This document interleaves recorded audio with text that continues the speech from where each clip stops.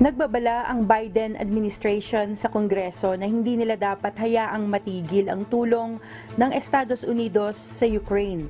Ito ay upang maiwasang makahanap ng butas si Russian President Vladimir Putin at gamitin ito sa kanyang bentahe.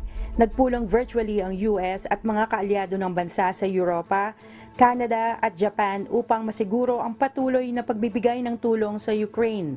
Ayon sa mga world leaders, hindi magbabago ang nauna ng desisyon nito at susuporta pa rin sa Kiev.